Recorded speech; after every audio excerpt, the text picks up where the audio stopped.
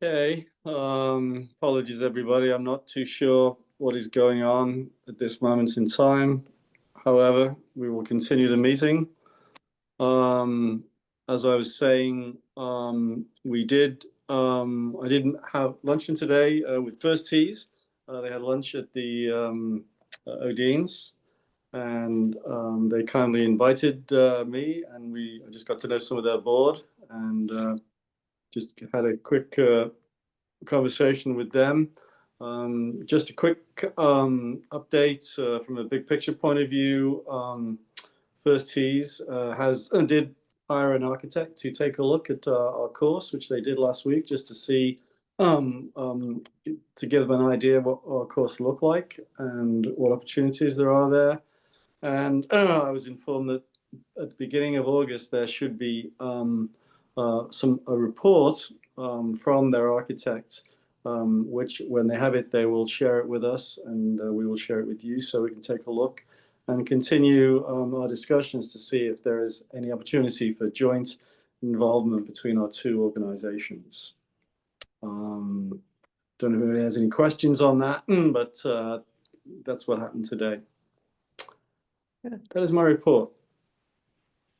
Okay. Okay, next item on the report is the restaurants, item B. John, are you there? John, you're on mute. Hi, everyone. Can you hear me? Yes. Okay, so I have very little to report. I feel like the restaurant is in a good rhythm for the last 30 days, and we're contending with adverse conditions with the humidity. And I imagine business is going to slow down a little bit through August. But I think we continue to get good feedback and we make adjustments where necessary.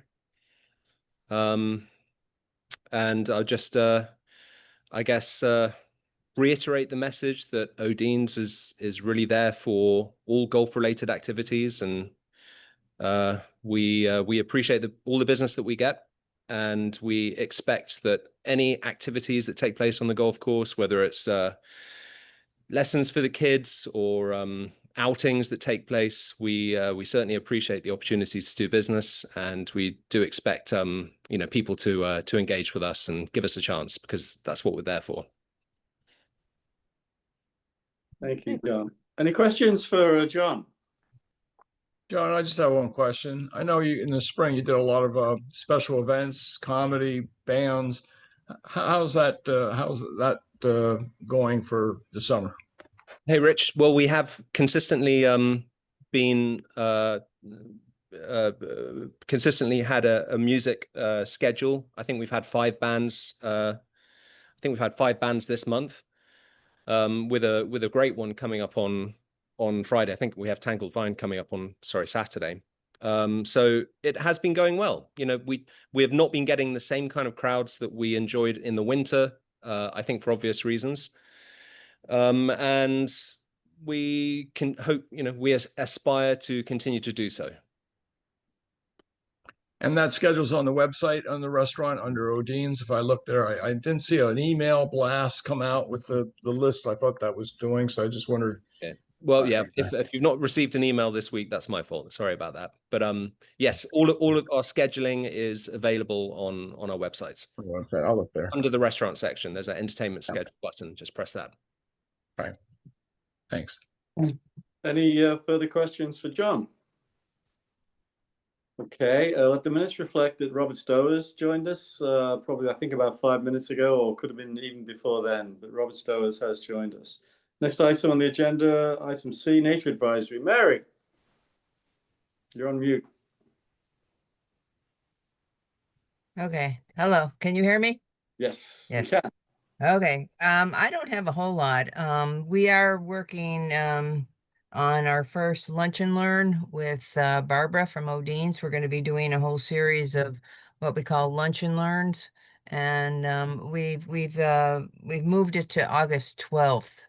We were trying to do it around August 5th, but we're going to move it to August 12th so we can get some publicity for it. We're working with Jody Trendler from the city. She's the sustainability officer, and we're looking to invite people from all different areas, New Canaan garden clubs, and we're trying to reach beyond Norwalk. And our first lunch and learn is going to be on the alternative lawn, which I'm desperately trying to get rid of the nutsedge.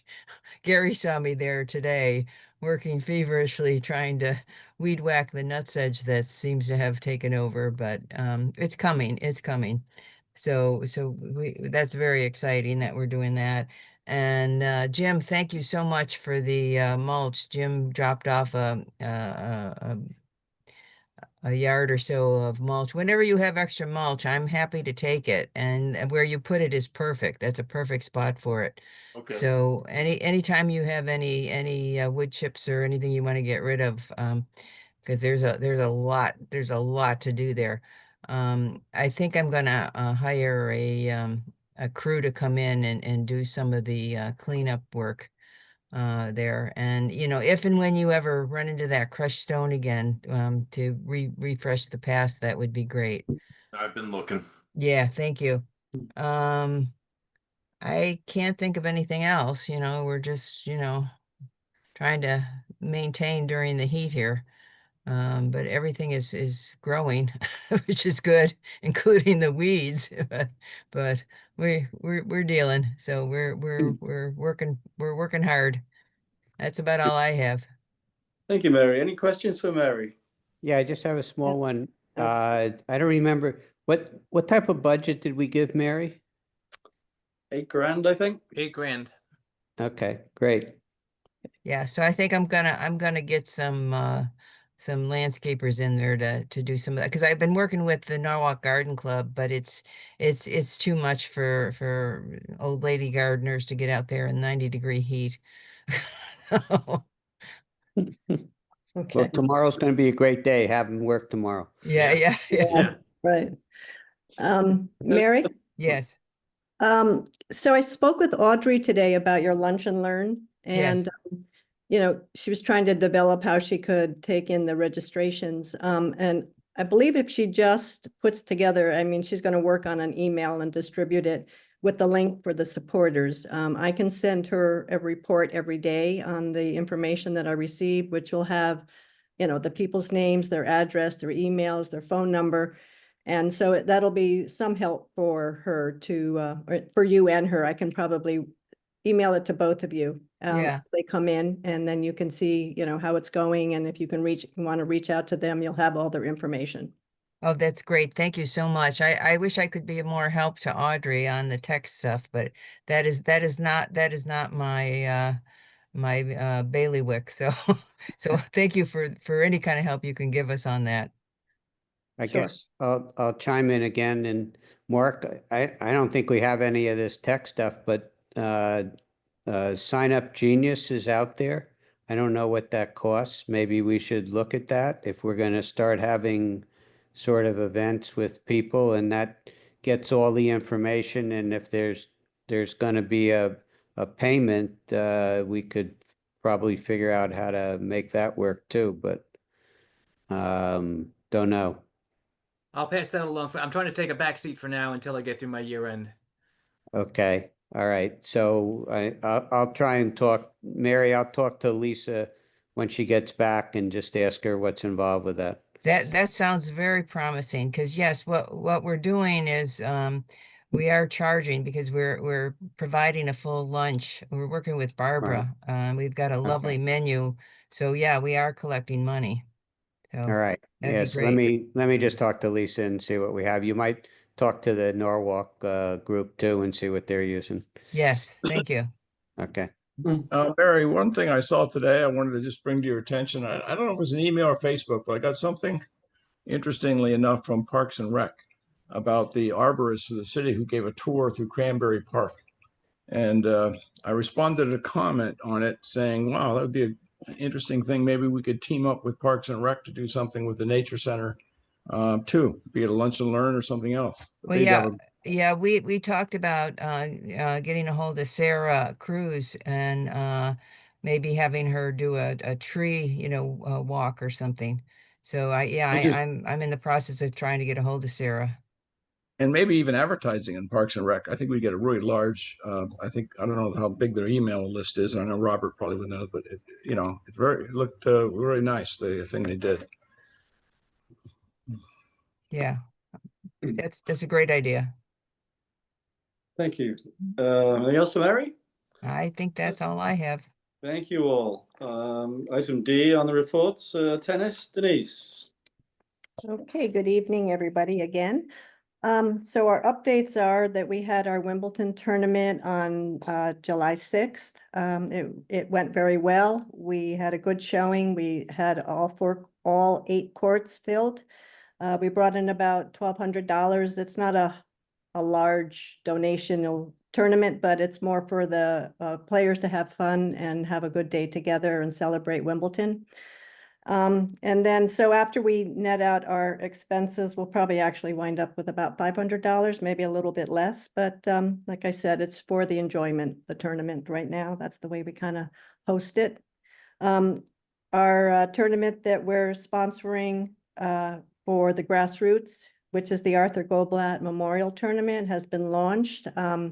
It's on the USTA website. I noticed that 2 people have already enrolled for the women's doubles. So it's going to be a weekend tournament from Friday, September 19th through Sunday. So there's a men's singles tournament, men's doubles, and women's doubles. And so, hopefully that will be able to be successful. We do need to find sponsors, and that's something we'll talk about at our Friends meeting coming up this weekend. The RFP meeting that we had today went well. We covered a lot of territory, so that's ongoing. We did receive a very generous anonymous donation of $12,000 from one of our tennis patriots. And we will discuss at the Friends meeting. We do have a whole list of projects, small projects that we would like to use that for. That will be to be determined. And we do have a problem on one of our tennis courts. It's our deuce courts 7 and 8, all along the far edge of court 8, I believe it is. It's eroding away, and it's causing all the Har-Tru and the water to kind of run off on the court, and it's also got like a lip down. It's kind of sagging. So we have an estimate from the Davis Company to repair that. It's about, I believe, $3,200. I do have the estimate, but it's not in front of me at the moment. It's about $3,200. The Davis Company gave us the estimate. They are the company that comes in every year and resets the course for the Har-Tru and the lines. And they've been doing work on the courts for quite a long time, for years, ever since Kings Highway has brought them in. And so they're a reliable company. I'm hoping that this is an expense that Oak Hills Park can pick up, because this is like an expense that's part of the courts. It's not something that I feel that the Friends need to raise money for, because it's a permanent fixture that they're going to be fixing. So that's something I'd like to consider. For, I don't feel that $3,200 needs to be a capital expense, but maybe it can be worked out of the budget somewhere. Sure, talk to Mark and see whether Well, we can. yeah, the type of work done will decide what type of expenses. If it's CapEx, we can't just move it to OpEx just discretionarily. It'll have to be a CapEx most likely. But I will, don't forget, we still had that $45,000 that we pledged to spend. I haven't updated the tracker in several months, so I can put that on my list to do tomorrow, Denise, and we can see how much we have paid into CapEx for the tennis center. I don't think it'll be a problem at all, especially as Alan already alluded to. We do have a few extra dollars something like that shouldn't be a problem. Yeah, that would be great. I mean, it's been eroding the court for quite a while, so Yeah. it should be fixed. And we do have allocated money in the approved budget for tennis, so to me it's not an issue at all. Okay. Denise, can I ask you a question? Yeah. Because have we done any, and this would add expense, but do we know that we have solid ground under that part of the court, and there's not like a water problem bigger water problem happening below it? You know what I mean? I guess, Jim, that would be something for Davis to tell us, the Davis Company? Yeah, the estimate, Gary, includes excavating that edge of the court and shoring it up. So although, as Denise points out, it's something that's got to be done, we do not have any explanation that the court is undermined at this point. So Yeah, it's a stable surface that needs to be reinforced. Okay, so we know it's stable underneath here, so that's good, and it shouldn't happen once we fix it. It shouldn't deteriorate again. That is correct. It's preventive. Yeah. No, Okay. and just to add to that, Gary, what happened over years, before we put the drainage in around the tennis courts, the water used to Right. come off all 6 courts and cross 7 and 8 and then go over down the bank. So this has been like, it was really under several years kind of had too much water at it. That stopped, but it's still eroding. And because of all the water that has gone over the years, it's eroded the curb. So it definitely has to be replaced. Yeah, and not questioning that. I'm just concerned, Yeah. is there a stream underneath here that, continues to create the And problem? it's high on a bank, Yeah. yeah, so I can't imagine there's any. It's mostly from the water running from the other main courts over to this court, the Over, 7 and yeah. 8. And it's also caused court 7 and 8 to lose. It's almost like going down to the bare gravel. So Yeah. when we get into repairing the court surfaces, those will be the first 2 we have to tackle because they're in the worst condition. Okay.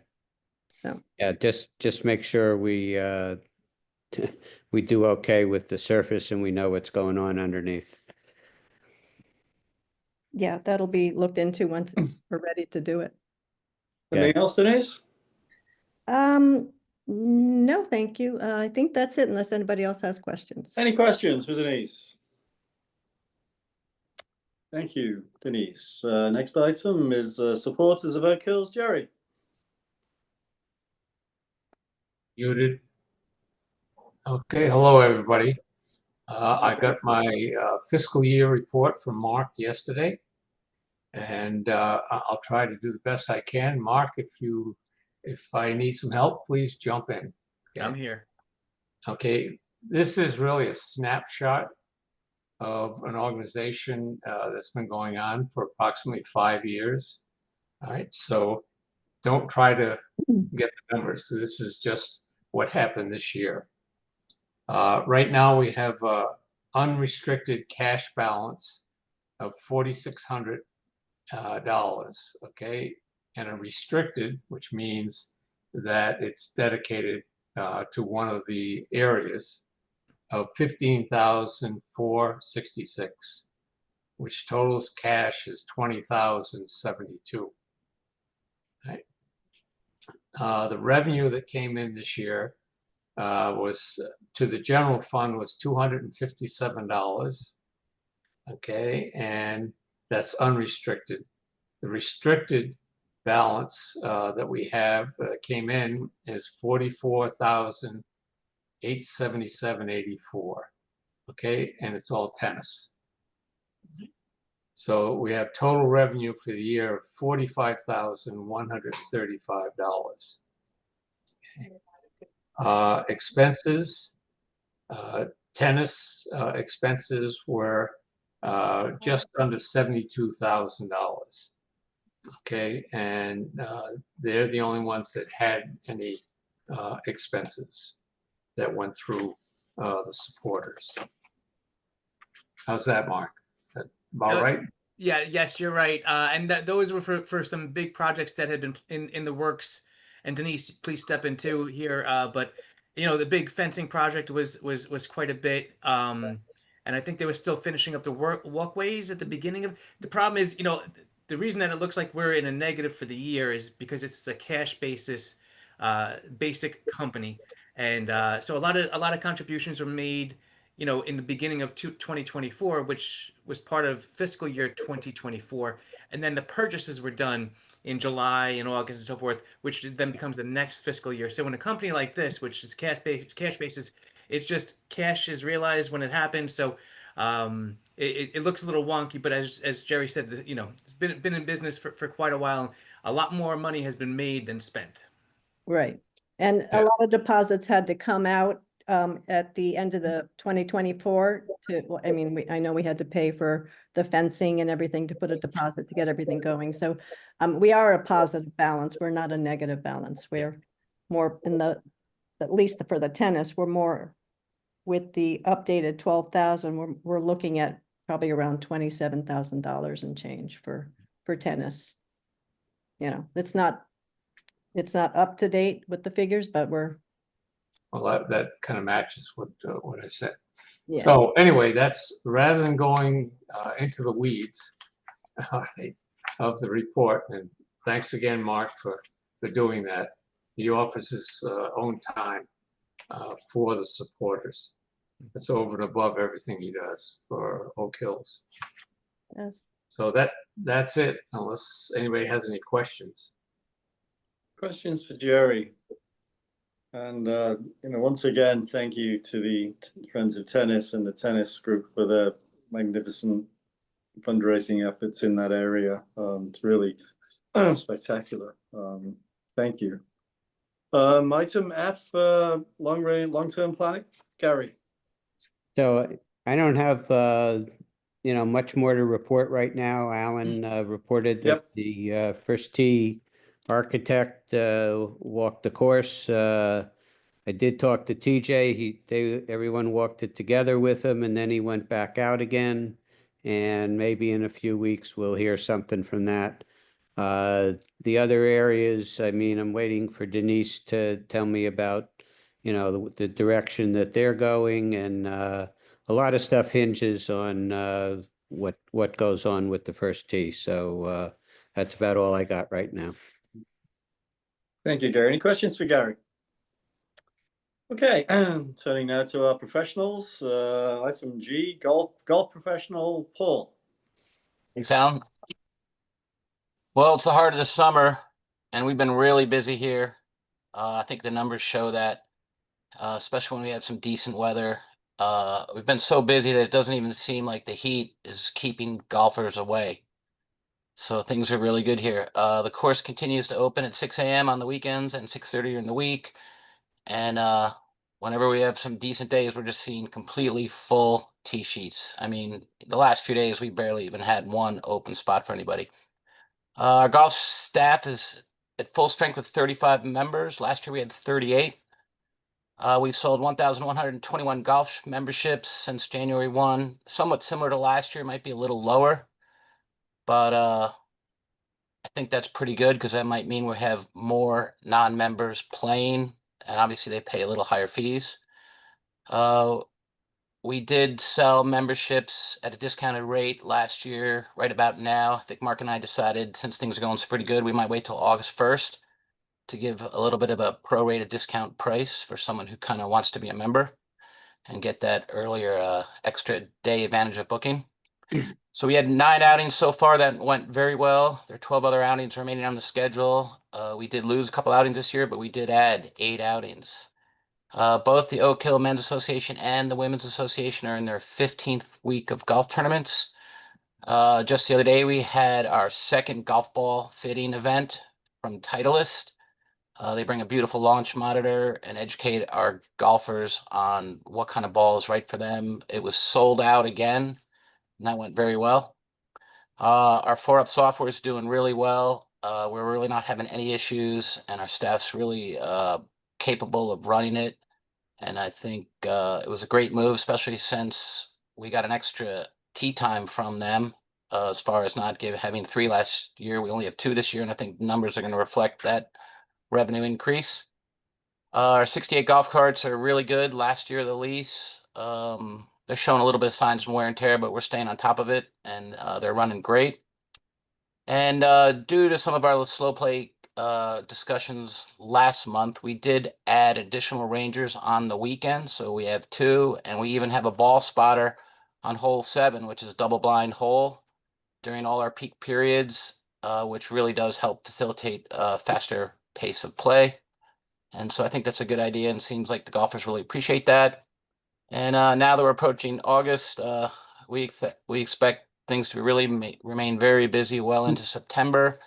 And even though August seems like a month where people travel and maybe go away a little bit, I still think we're going to have incredibly full tee sheets, because it seems like if someone isn't going to play, somebody's there to take that tee time. So I think that shows that, you know, everyone's really happy with Oak Hills Park. The condition of the golf course is great. I've had some pros tell me recently how they hear our greens are fabulous. You know, they're comparable to many of the private clubs in the area. And I think, you know, word's getting around. I mean, people are hearing this from 40, 50 miles away, and they're coming to New Oak Hills. So I think things are going good, and I expect it to continue in the future. Thank you. Any questions for Paul, apart from pace of play, because we have that on the agenda under new business. So any questions for Paul? Okay, thank you, Paul. Item H under our reports, our superintendent, Jim Shell. All right, good evening, everybody. As you read in my report, we have kind of been surprised by August conditions in the middle of July, and we still have yet to even get to August. Our spring was not conducive to root growth, which is confirmed for the Northeast in a USGA report. Thank God I'm not the only one. And it's just going to be a little more difficult for us. If you look closely where carts enter fairways behind the orange stakes, you can see, you know, spots of wear that normally wouldn't show up. Sometimes never, sometimes on a tough year, yes, but they're already there now. And I just feel like it's going to be a tough year. Our greens, well, they're okay. They're not as good as they could be, just because of the lack of the spring weather that we didn't have. That we had. You know, the grass likes to live between 65 and 80 degrees for a couple weeks. That's when root growth happens, and we just never got that consistent weather. That sounds like I'm making excuses, but it has a pretty big effect on what we're trying to do. We also have been dealing with a rough mower that I bought a year and a half ago. It is terrible. I mean, I can't describe it any other way. I've been trying to give it a chance and give it a chance. We sent it back to the dealer, or they took it to try and fix some stuff, and it came back with multiple things wrong with it.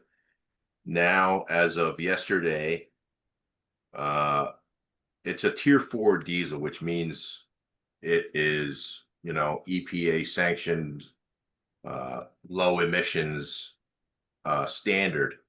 And when you do that to a machine, it adds a whole lot of procedures to the operation of the machine and maintenance of the machine that have never really been on a golf course piece of equipment before. And it's acting up. Today it was discovered that we have a code that there's a misfire in the engine. The thing's only a year and a half old.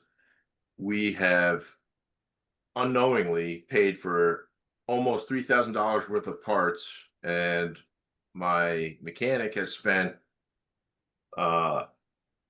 uncountable hours working on the thing to try to get it back up and running.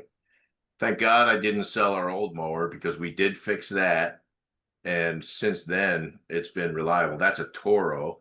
I mean, I guess you can't go wrong with a Toro, but the mower that they were selling at the time was $130,000 as opposed to 70. So right now we're trying to take action. I'm trying to get a letter out to the manufacturer and the dealer to try and get our lease paid off, and they can take the machine away. I just don't want it anymore. And the consideration is the thought is to find a reasonable used Toro with, no more than 1,500 hours on it, and it'll probably last 10 more years than this thing would. So it's a really difficult situation. We're seeing how it's going to shake out here. I've got a letter drafted to send to the manufacturer and the dealer, and as soon as I get the go ahead, I'm going to send it out and see what happens. If nothing happens, then we still have to do something, because we haven't been able to use the machine for half the time that it's been here. We're relying on our backup, which is not ideal. We can't cut lower with it. And by cutting lower, we've noticed when we actually do cut lower, we improve the pace of play, because people aren't spending time in the rough looking for their ball. So it's kind of critical that we get this going, and hopefully, something good happens there. But it's just a tough situation. Actually, well, I probably shouldn't talk about that. Sorry about that. As far as anything else, we're going to get the well going. I'm going to talk to the company tomorrow to come on out and resurrect a well that was drilled in 2007, roughly. And hopefully, the price hasn't changed since the last quote I received in February. And our staffing woes are typical. We've had a couple guys get injured and they're out for a little while. One guy totaled his car, so he's waiting on insurance to get some transportation.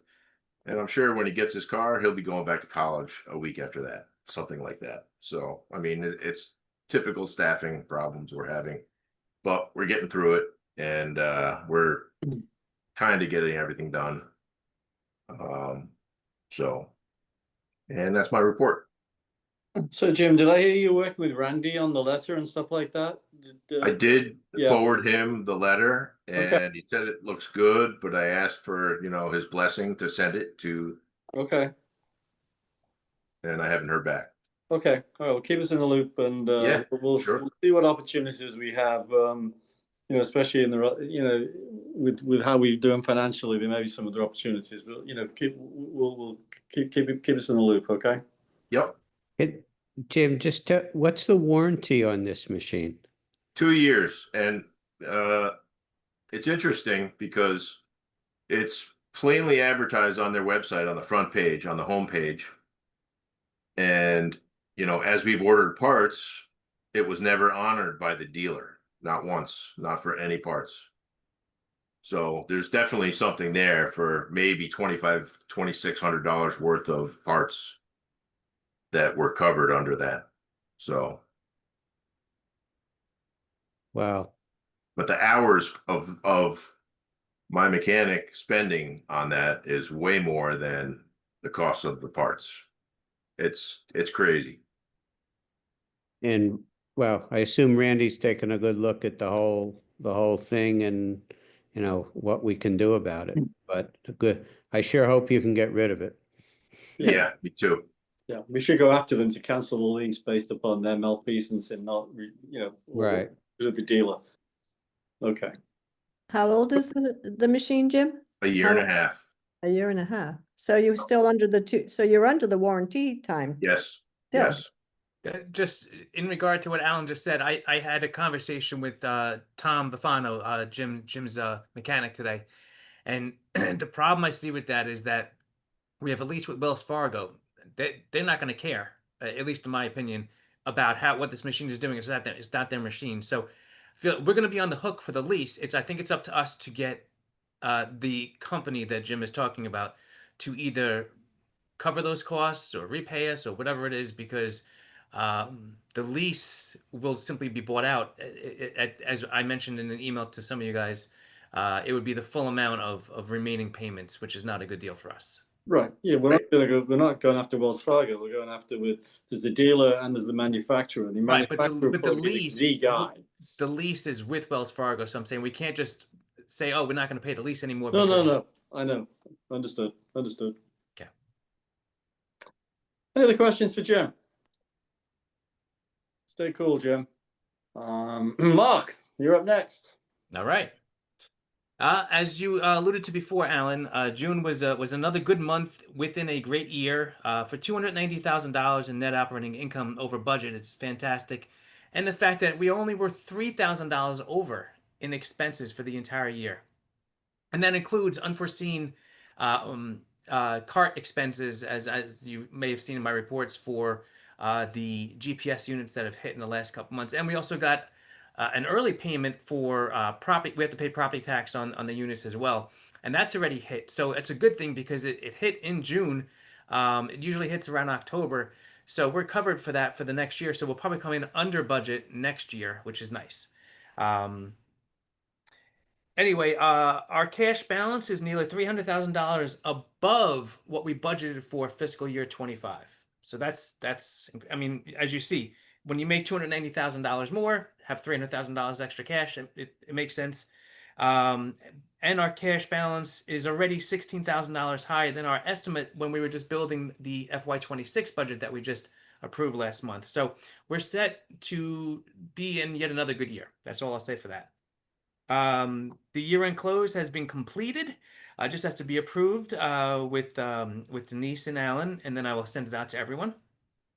And I'm prepping for the auditors who are coming in next week on Tuesday and Thursday now. It changed a little bit. So, and it's a payroll week, so I will be busy. I can finally start breathing again after next week, probably Friday. Questions for Mark? Nice position to be in, Mr. Treasurer, Mr. Controller. Yeah. Item J on our final reporter, James. Mr. Holliday. Mr. Dutton, first of all, I would like to apologize for the technical problems. I honestly do not know what happened. They were very peculiar tonight, and thank you, Mark, for once again being my savior. Insofar as my activities for the past month, it's sort of more of the same. I was able to play in a golf and tennis tournaments. That was pleasurable with Mr. Shell and his assistant, Corey. I continue to spend more time than I would like to on maintaining our aging HVAC systems, but thankfully our service company is doing a somewhat miraculous job keeping us cooler. Let's see now. My report really details all the little things that I do in a month. I think that a bit important highlights would be I have met with a social media consultant, and I'm looking for 2 more proposals from additional individuals who specialize in this work so that we can improve our presence on Facebook and Instagram. I've had a couple of requests from some of our golfers who tell me that they get favorable rates for their special areas, clergy and first responders. So I did a bunch of research, called around and looked at websites to find out if the information that they're telling me that they're getting great deals everywhere else is true. And well, actually not so much. There aren't a lot of special breaks. There are some for clergies. They're minor, but they do get some discounts. So that'll be something that we can look at in October, November when we are working on our new rates. The other thing that we've been talking about as a staff are our outings. Paul alluded to a good season. We've lost some of the outings that we had previously, but we picked up some new ones.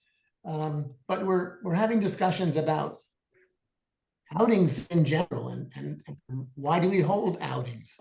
So that's something that we can discuss in the future, but there's a general philosophical question of These seem to be for the community. They're certainly not for Oak Hills because it is quite clear to us that we can generate more revenue from opening the sheet. But that's something that you, as the authority members, will review in the next few months. So I think I'll wrap it up there. If anybody has any questions, I'm happy to answer them. Questions for Jim? Guess Jim, I the- have a few questions. How are the awnings on the on outside the restaurant doing? And what about the estimate for the electric to the sign on the street? Is there any updates on those two things? Well, yes, actually, I think by on actually talking about the screens, Rich. We decided the cost of awnings is enormous and there's heavy wear and tear on them. So I'm going in a different direction, and we're going to be installing sunscreen that we can pull down and raise up. They're very low on maintenance, and they will be installed either the 3rd or 4th week of July. So we're looking at next week or the week after. And insofar as the estimate on lighting by electricity rather than solar lighting for the sign on Pillow Street, I'm having some challenges with electricians. As anybody who's looked to have any work done at their homes or places of business, the guys that are good and the ladies that are good, they're booked up solid. So I think we found a new electrician that we'll be working with. So once he completes the job for us and we can just gauge his performance, I'll get him to do an estimate for us for the sign. It's important. Right now, we're light until 8:15, but in a few months it'll be darker. So it's very important to John and to us that we illuminate that sign consistently. Thanks. Thanks very much. Any further Thank you. questions, Jim? I think that concludes our reports section of the meeting. Agenda item number 6 is old business. Any old business to bring before us at this moment in time? There being none, we go to item 7, which is the item of pace of play. And I was asked to put this on the agenda. And we do have Tom Sacco with us, who actually did produce a document about the pace of play, which I believe was sent out to the authority. But I don't know, Gary, if you'd like to, or if any authority members would like to talk about this at this moment in time. I'll open the floor. Unfortunately, I didn't get the, there's the pace of play. I did not get that document, so I can't comment on it, but I will tell you that I had several rounds either early in the morning or on a Sunday that it certainly exceeded our goal of 4 hours and 20 minutes. Whether it was in the morning, my normal play is at 8:20, and I did play at 1:10 on a Sunday afternoon, and that round took me more than 5 hours to play. So I'd be interested to, maybe Tom can go through his presentation and we can talk about how we're doing. Okay, thank you for giving me the opportunity. I've been working very hard on this for the last 2 years. We did studies last season informally for like 4 months, and we've been doing it. And I narrowed it down for this meeting just the last couple of months, because that seems to be when we've had most of the comments from certain people. So I just want to first of all let you know that the statistics that are in this presentation have been thoroughly researched and are in no way subjective. Very, very objective. And the statistics do not include the golfers who walk. Now, according to USGA, walkers can pretty much speed up the play because they don't have to worry about going back and forth from the cart path to their ball and so on and so forth. In addition, the USGA gives us 6 factors that affect the pace of play. And you see them here on the graphic. Everybody sees this, right? Yes. Yep. Yep. So those are golfers, the design of the course, the policy set by the course, the tee times, and the setup and the forms of play. And I'm going to address each of these as we proceed. And Paul, please chime in when necessary. So I'm not going to go through each bullet point. You can read them as I just talk about the general topic of the golfer. We have a very, very broad demographics here at Oak Hills, and it's gotten much broader over the years since COVID. In the last couple of years, we've seen a lot more women golfers. We've seen a lot more couples playing. We've seen a lot of older people, and those new to the game. So, and the others, the people who don't have any knowledge of Oak Hills. We have a lot of people coming in from New York and mostly from Long Island, and they love the course and they bring a lot of people with them. However, it's still difficult to play a course. If you play golf, if you're on a strange course, you have it's tough. It's tough to play a course for the first time. And the other thing is that the golfer doesn't recognize his or her limitations as far as what tee box to play. And of course, the other issue is the halfway house. People stop and take a lot of time at the halfway house without realizing that tee off first and then get your food and get going on the road. Okay. The second is course design. And our course is unique, and it's a great course. I love it. This is my most favorite course. As Paul said earlier, the greens are in fabulous shape. Fairways are crazy nice. People from all over do come here. Again, the course design, if you have short holes with a long hole in between, sometimes there's a bottleneck. If you have blind holes, there can be created a bottleneck. It depends on the rough. It depends on the fescue that's on the courses. And if you don't have a practice range, people can't warm up. So factors like this are all involved with the pace of play. And again, chime in if you have any questions or comments. The next item that the USGA states that affects the pace of play are the course's policies. And I think we have a really good pace of play policy. But again, the issue goes back to the golfers in terms of completion, in terms of teeing off. A lot of golfers don't understand the etiquette, such as arriving at the first tee on time, teeing off when told to do so, and then spending a lot of time looking for lost balls. And they don't realize that if there's an open hole in front of them, that means they're behind. So again, it depends upon the staff, particularly the Rangers, to enforce this policy of keeping up with the group in front.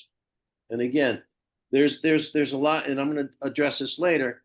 There's a lot of people who play, who come here, but there's also a lot of members here who don't understand. I've talked to people on the course when I've rangered. Oh, we're on time. Well, it doesn't mean you're on time. That's fine, but you're not keeping up the pace. If there's 2 holes open in front of you, you're not keeping up the pace regardless of the time.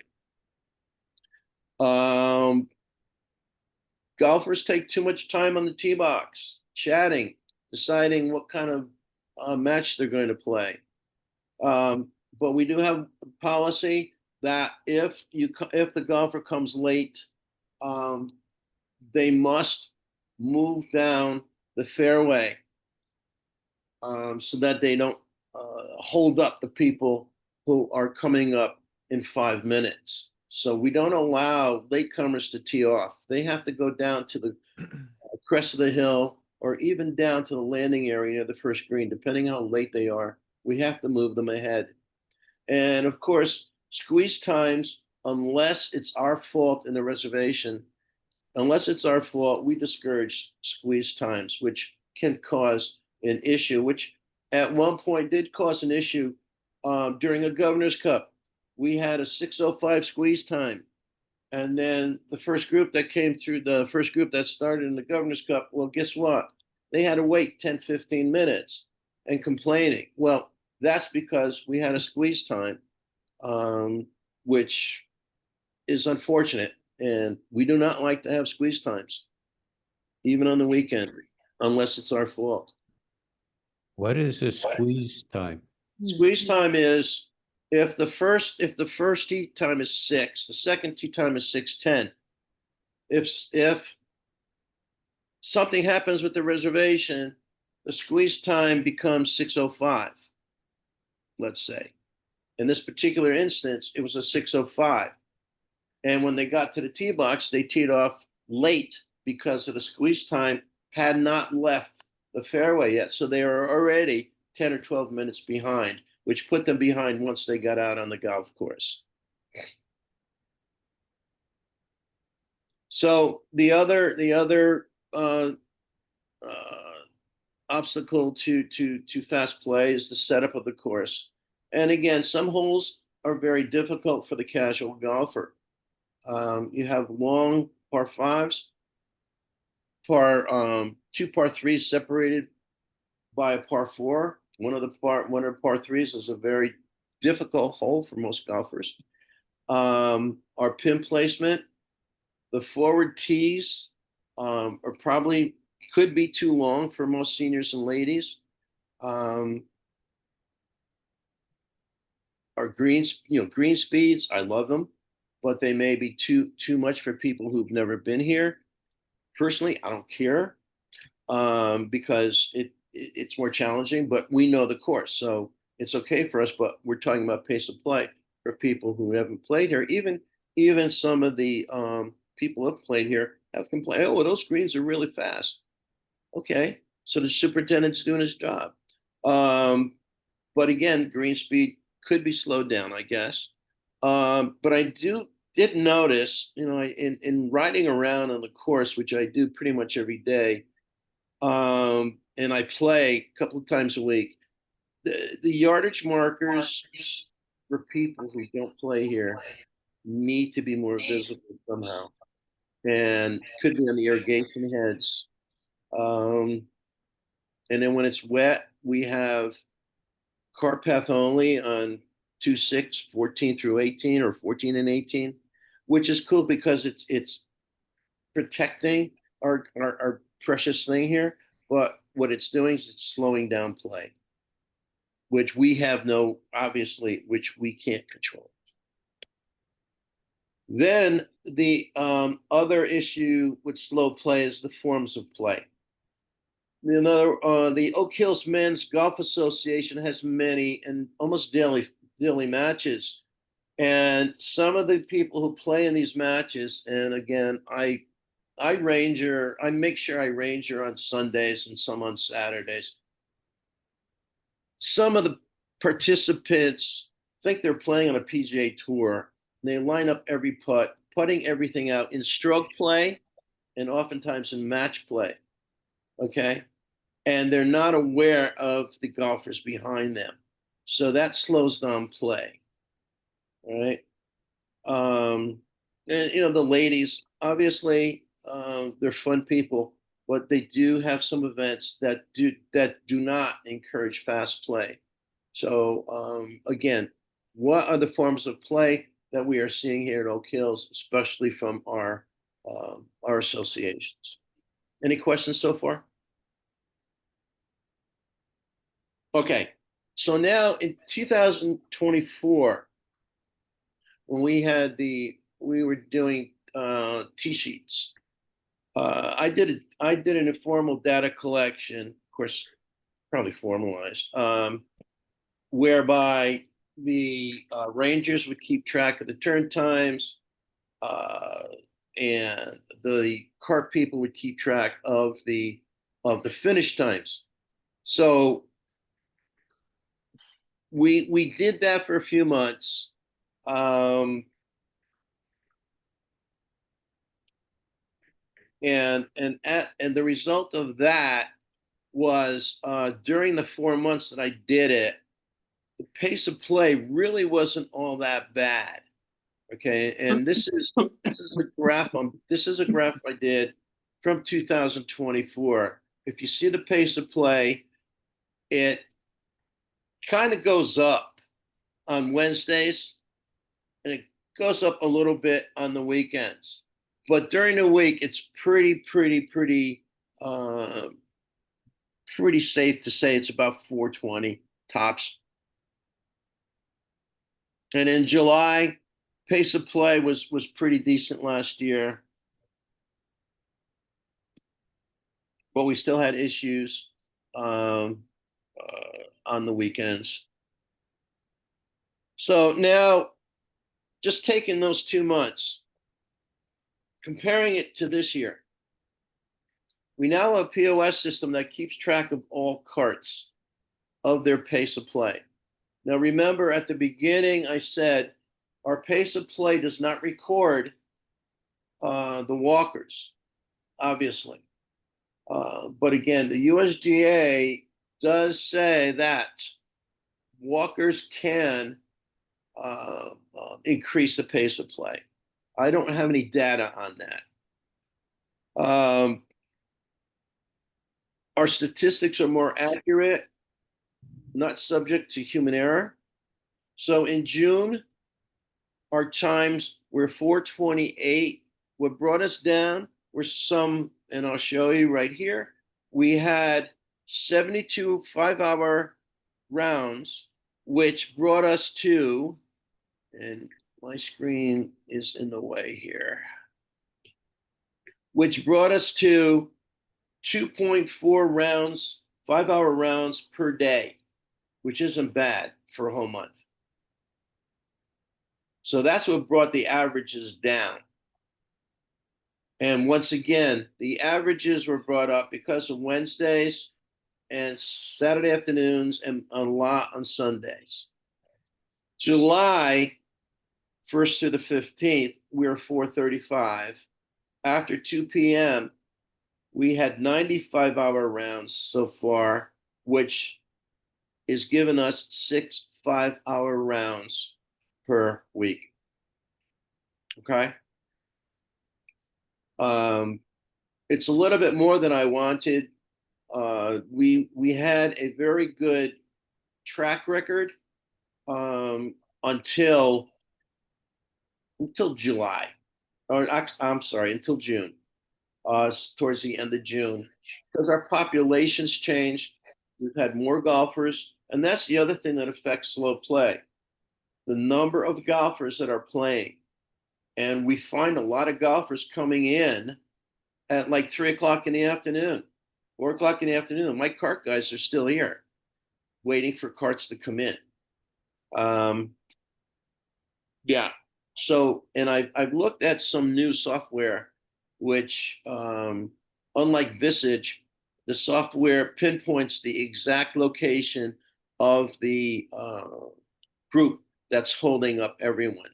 Visage lights up a whole bunch of carts on the screen, but this program I was looking at, AI enabled, it pinpoints, it isolates the one cart that's holding up everybody. So I'm going to look into that and see what we can do for next season. Do you know what it's called? Yeah. How come I can't change this now?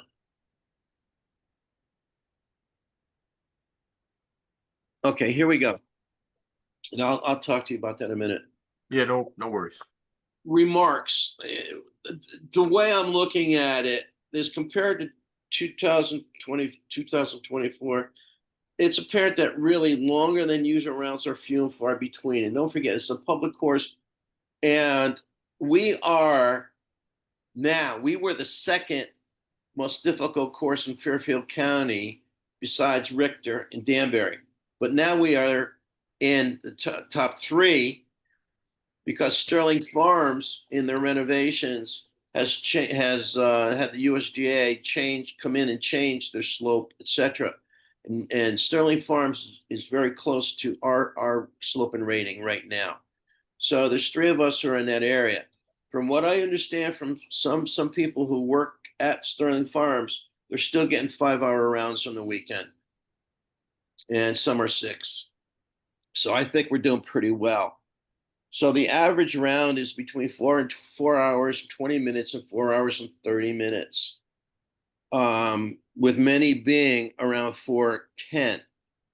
And I have found that some of the people who play at 8:20 in the morning on Tuesdays, for example, and they also play around that same time on the weekends, they are walkers. They are members of the Men's Association. They have played in 4:10, 4:20. I have not clocked any of the Men's Associations playing 5 hours, unless they're playing at 3 o'clock in the afternoon. So I have not clocked that. I watch it very closely. I've watched it for 2 years. So I'm probably taking up too much time here. Okay, so the remedies. Last winter, we installed a new pace of play policy. It's summarized more. It's less detailed than the old one that was put up on the podium, and the old one that was on the podium was 4 hours and 24 minutes set when the Grillos were here. So we set the pace of play sign on the starter podium, a brand new one, like only 4 points. My starters are giving specific directions and making people read the sign. I installed 2 signs, one on hole number 7, making people aware of their timing when they get to hole number 7, and then another one on hole number 10, showing what time they should be on hole number 10. I have empowered the rangers to ask golfers to pick up and move to the next hole if there is more than one hole open in front of them, regardless of the golfer's membership status. And that's even when we talk about the Men's Association outings or tournaments. They have to keep up pace of play on the weekends. They cannot stand there like they're in a PGA Tour event. As Paul said earlier, we've put on 3 rangers on the course during the busiest times of the weekend, with a ranger stationed at the top of hole 7 to speed things up.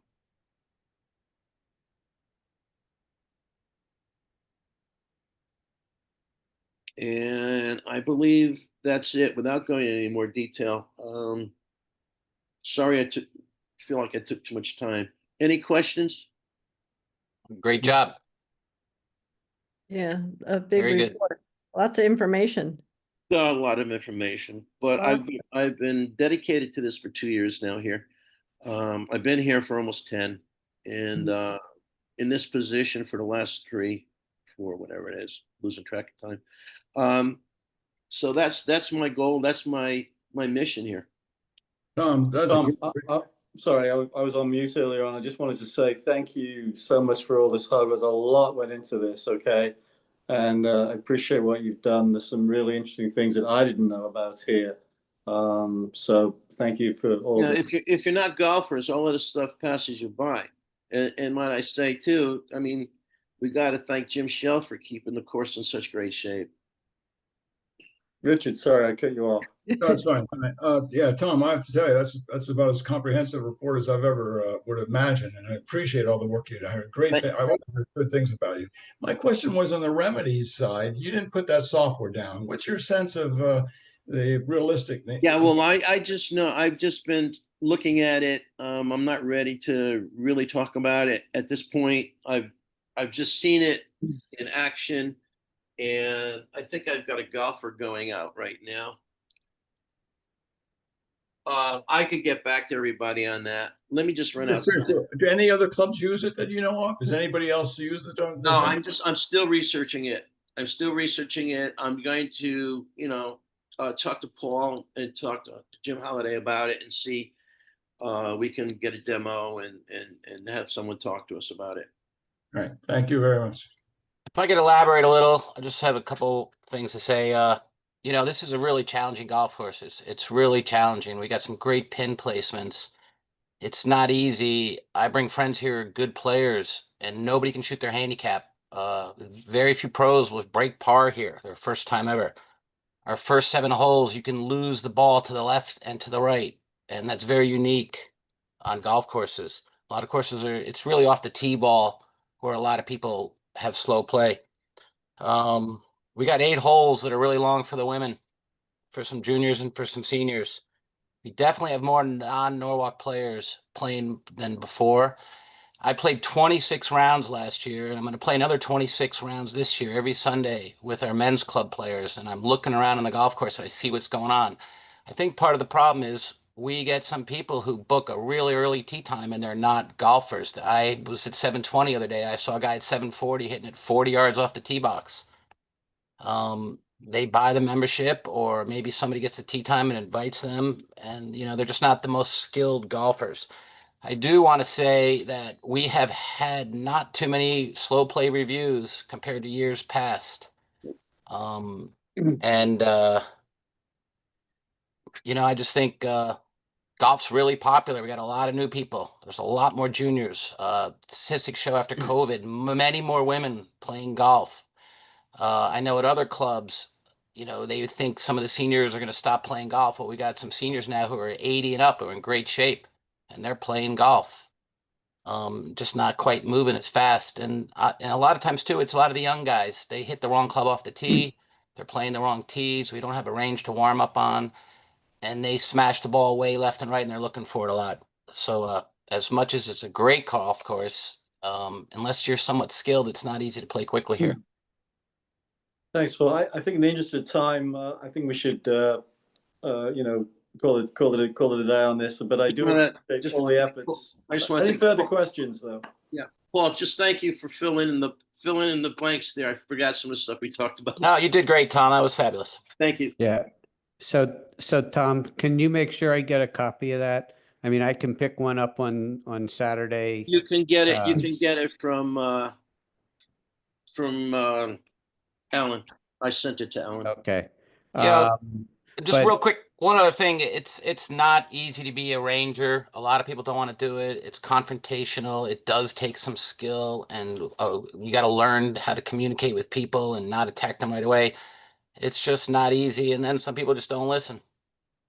Yeah, I just like to say, I think there are a lot of policy things that were in your report, and we ought to look at those and see if we can make some policy changes.